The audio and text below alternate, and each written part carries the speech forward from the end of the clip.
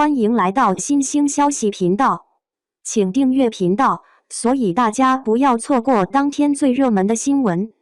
我们今天的时事通讯包括以下内容：陈晓、李沁参加人生路遥发布会谈创作感悟，直言未看过周礼京那一版。央视片单中，陈晓、李沁主演的人生路遥赫然在列，陈晓作为男主也参加了人生路遥发布会。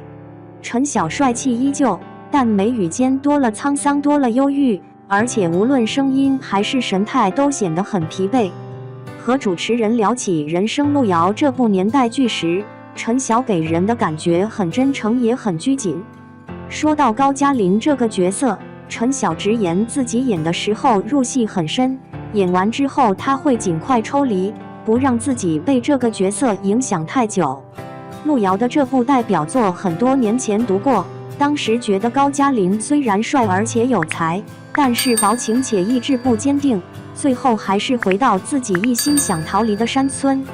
这个人身上的悲剧色彩太浓烈了，然而现在发现，那才是真正的人生和人性。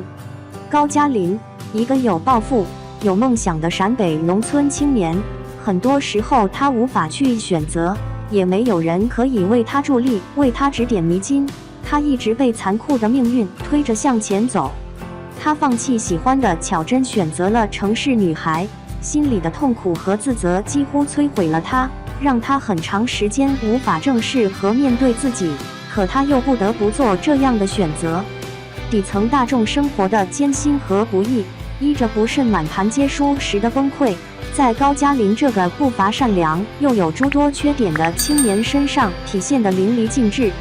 看过路透，陈晓坐在老式藤椅上，喝着汽水，望向远方广袤的平原。那时，陈晓真的高加林附体了，他整个人都被一种浓重的忧伤和悲情包裹着。你能体会到那种忧伤和悲情是从他内心深处发散出来的，能够感染到你，让你不由自主地就陷进去，为高加林面临的情感与事业的双重困境深深忧虑着。以前看陈晓的作品多是侠客、纵马江湖、潇洒恣意，这样一个需要挖掘人物内心深层次状态的角色，相信有一定阅历的陈晓是完全能够驾驭的。主持人还问了陈晓一个很有趣的问题，有没有看过周礼京老师那版非常轰动的人生？陈晓直言没看过，不敢看，怕自己看过后就会不自觉地去模仿，演不出自己的风格。我特地看了周礼京版人生，二人都很帅，且二人的帅里都有一种忧郁、叛逆的味道。陈晓需要诠释的是一个与他阅历、性格、时代背景迥异的青年的人生，这对陈晓无疑是全新的挑战。陈晓饰演的高加林能否得到观众的认可？看过周礼京版人生的观众也会不自觉地将二人做一下比较，相信以陈晓的颜值和演技是不会让观众失望的。每个人都在现实的泥淖中艰难前行，看陈晓如何演绎高加林困境中的迷惘、努力不辍，让人生诞生大河奔流的风范。